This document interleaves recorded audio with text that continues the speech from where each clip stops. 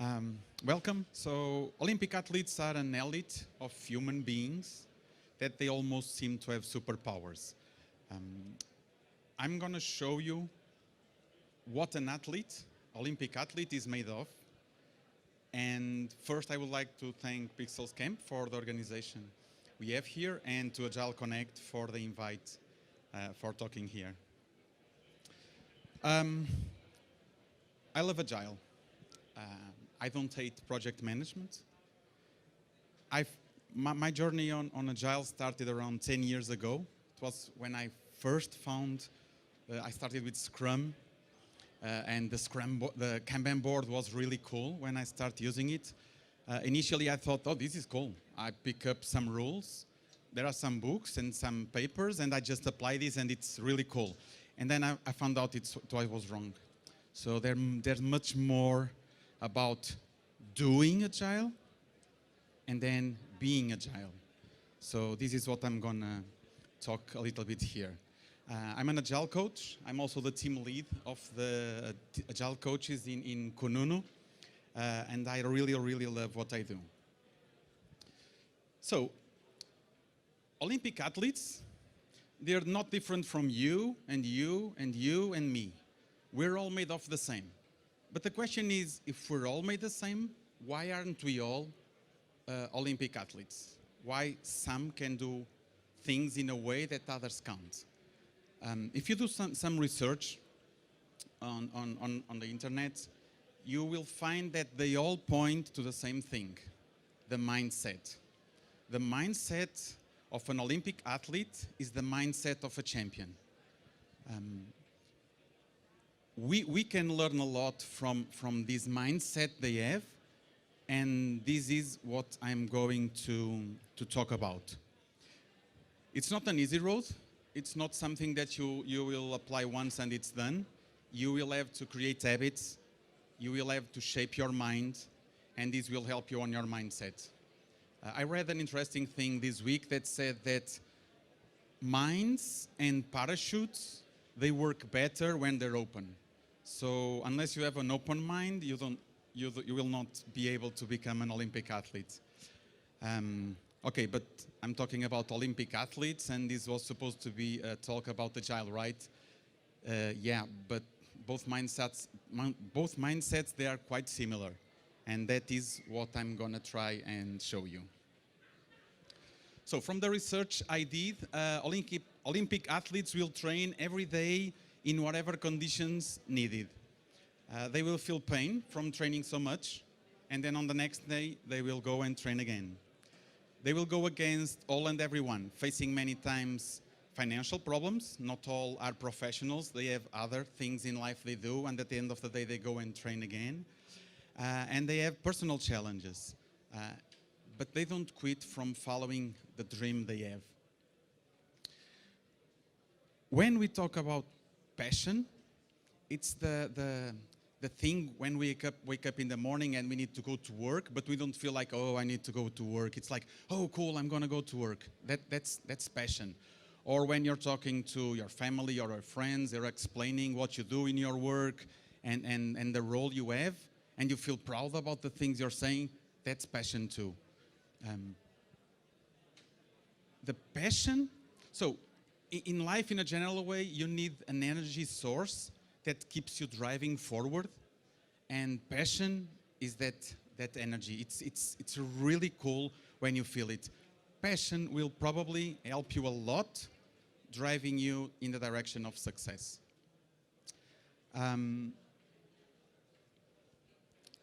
Change. So Olympic athletes, they will accept change as part of the work they have.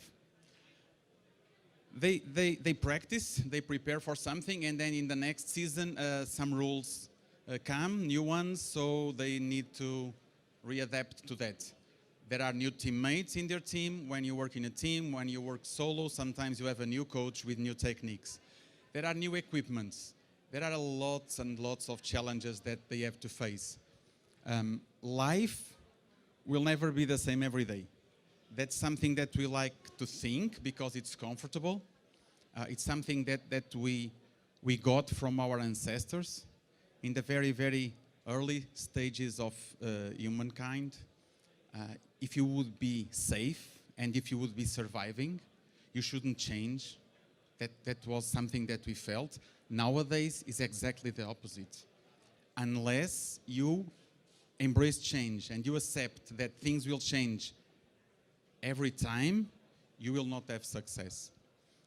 One of the examples for engineering, and not only, but you sometimes in school learn a language, then you know how to work in that language really well.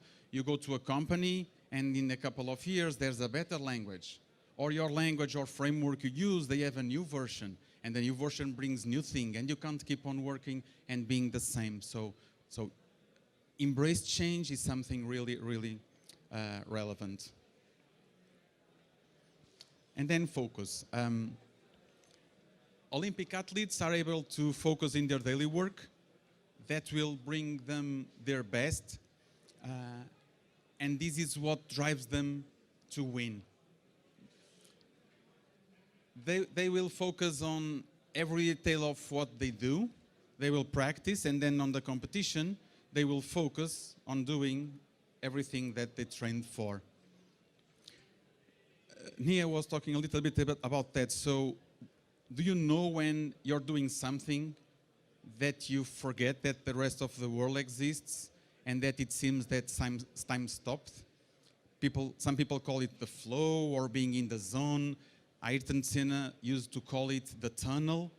It's when you're really focused doing something that you feel passionate about, everything else doesn't matter. But it's in those moments when you can actually do your best.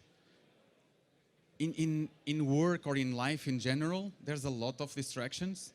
Not all of us are able to focus in the same conditions. For people, some people is noise. For others, is people moving around. For some others, is even light changes. You need to figure it out. What are the things that unfocus you? And try to get good, focused, quality time for when you're doing your work. Some people like to put headphones with music. Some others like to go to a place without people and no noise. So find yours and then apply it, like your focus mode. Olympic athletes, they tend to define short-term and long-term objectives. Sometimes their main objective is going to the Olympic Games, which can be in 4 years. That's not their only goal. They have other goals. They will go to other competitions. They will have daily goals to be able to train best, to be able to be in their best shape. They will use that to keep their motivation levels high. One interesting thing about goals is that, well, the word mindset means mind, so everything kind of relates with mind, with your mind. The mindset, when you think about goals, when they're defined and you know they are relevant, they have two big advantages. One is that you will go faster. Whenever you know you're going in the right direction, all your mind is able to not hesitate so much, and you just go. The other good advantage is that whenever you have two things you need to do, and you're quite not sure which one you should do first, because priorities are very hard to define, it's easier. It's the one that makes you go closer to the goal. Doesn't mean that you're not going to do the second one. It just means that you now know which one you should do first. Nowadays, for defining goals, both in personal life or in company, it's the OKRs, objective and key results. Some companies are starting to use them. We are also start to use them in our company. We're starting, so not sure if they help or not. For now they are, but still in the beginning. Having the goal and knowing that you're getting closer to it will give you more motivation, and it will make you be able to focus more, use your passion to get closer, and that will also allow you to grow. Don't be afraid to aim high for your goals. If you put a goal that you already know 100% that you're going to do it, maybe that's not actually a goal, you're just being sure. I'm going to talk also about failure, so aiming high is not a problem. Olympic athletes, they face their fears in the eyes. They don't run away from it, but they run with it. Fears make them perform even better, the adrenaline pumping in their veins making them to do even stronger and better than before. And whenever they fail, they use it to learn, to grow, and improve their results. Whenever an athlete gets injured, he doesn't quit, he gets up, and he becomes stronger than before. So, fear is something that we have. We can't run away from it. All of us, or almost all of us, we are born with it. The difference is that you either let fear block you and you stop doing whatever because you're afraid, or you learn how to deal with fear. Fear is actually a good thing. So the adrenaline that is in your veins when you get fear, they will increase the quality of your senses. You'll hear better, see better, hear better, move faster. You can't always be in this state, then you lose the effect, but whenever it gets, it's really cool. One interesting thing is that fear can be a good alert point. So whenever you're feeling fear, it's because probably you're going to do something important. You normally don't fear fear if you go to eat to a restaurant. It's a normal thing. But if you have to come to stage or do a presentation in your company and you know the CEO will be there, all those things, you get a little bit scared. So it's good. You know it's important. Don't let the fear block you, but be sure to be aware of that. I can tell you that probably the most important decisions I took in my life, I was really scared. I do remember when I asked my wife to marry me, I was really scared. Don't know why now, but at the time I was. So it was probably something really important. And the last couple of times I changed work, although I love the company I was working at, and even so I decided to move to a new challenge, I was scared about that. So it was for sure something important. And then there's the question of failing. Fail environment, fail and grow with it, blah, blah, blah. That's something you hear, and it's something that it's good to see that the word failure is start to lose the negative connotation and starts to be seen as, I'm not going to say positive, but something that you can accept. Yes, if you fail all the time, there's something wrong, you should fix it, but you fail once, you fix it and then you do it better, it's even great. Of course that you should have a plan B. If you're going to do a jump you never did in your life, use a safe net. Don't do it in a crazy way, but don't be afraid to do it. Athletes, they are not afraid to do it. Athletes, they dare to think in different ways. They will find ways to do what they're doing in a better way, and they never say it can't be done. So the idea about thinking differently, and this applies to everybody, but in athletes, sometimes they'll start doing something nobody did and nobody had the courage to do, and then suddenly they actually are doing something so cool that everybody now is following them. That's what you should engrave in your mindset. You should think outside of the box, or inside of the box if everybody is outside, because if everybody thinks outside, you're not thinking differently. And whatever way you think will impact the final result.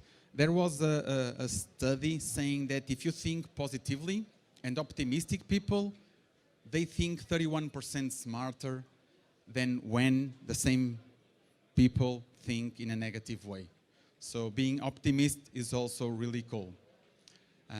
And then it's perception. Whatever perception you have of things, they will influence the opportunities you have and the results. So I don't know what you're reading there, but actually there are two things written there. So depending the one you see and how much you open your mind to things that you didn't thought that were there, they can actually open doors to opportunities that you didn't thought before. And then athletes, they never do just enough to achieve things.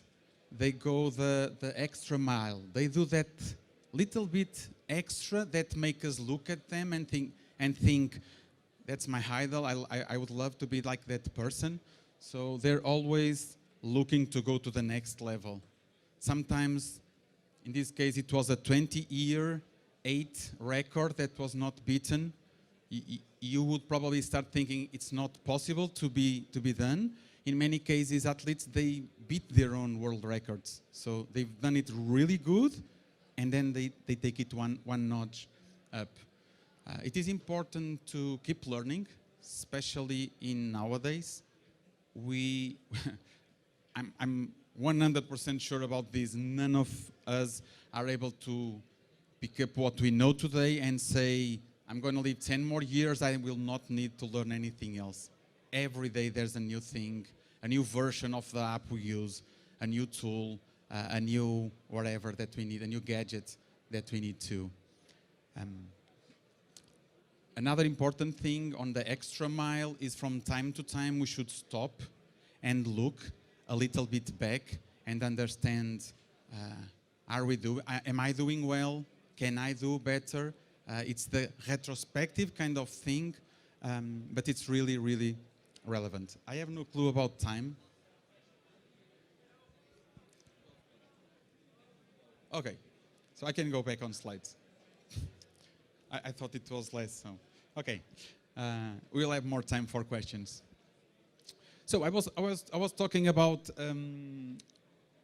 agile mindset. Was I talking about Olympic athletes mindset? Actually, I was talking about both and the same. They are quite similar. I like sport.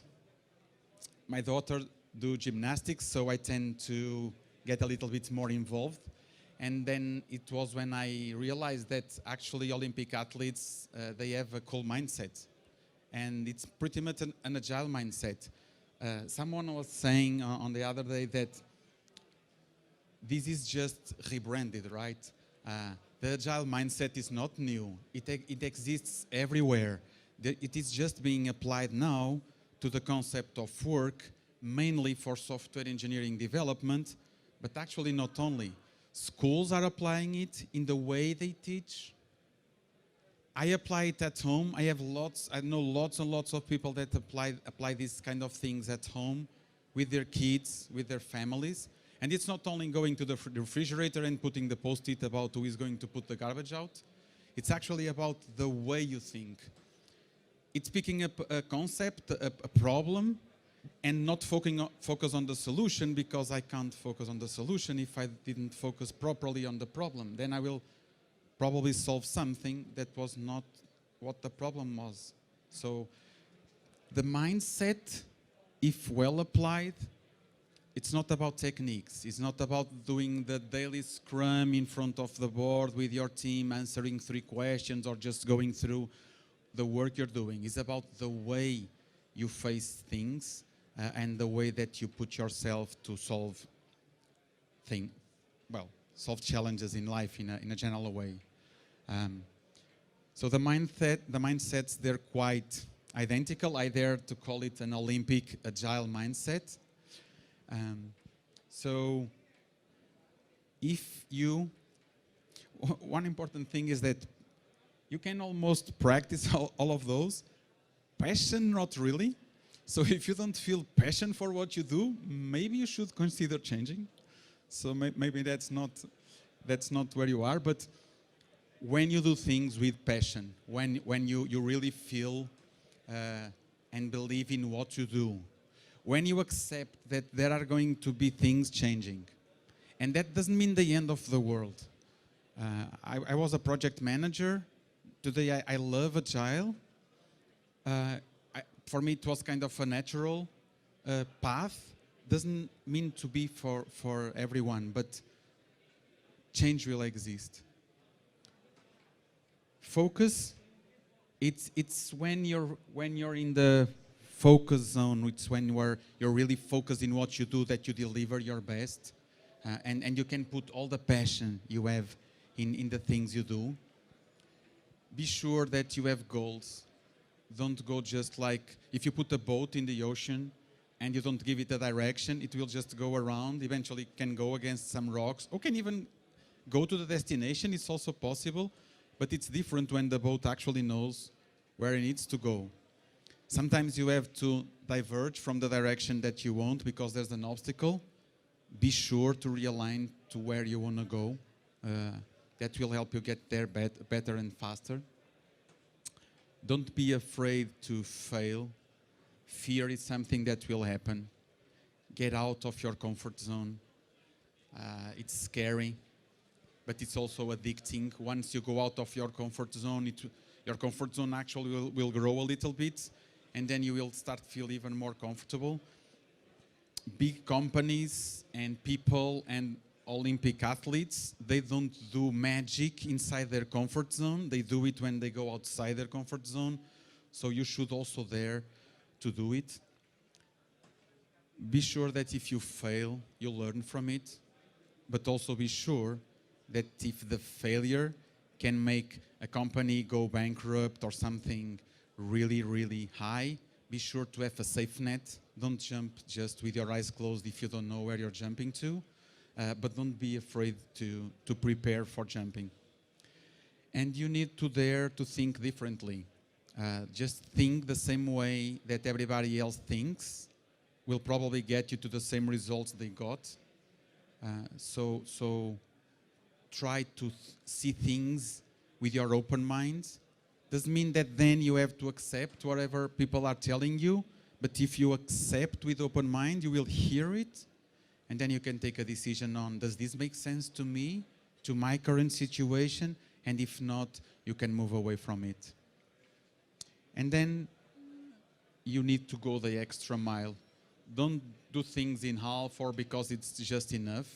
Yes, sometimes we don't have time and we can't go and do everything just perfectly. True. And I'm not saying that going the extra mile is doing things super perfect. It means that if you know you can do it a little bit better, try to do it. Okay? And if you practice, if you dare to go in this journey, as I said, it's hard. It requires you to create habits and to prepare and train for it a lot. But maybe at the end, when you go this way, maybe you're ready to be an Olympic Agile athlete. Thank you.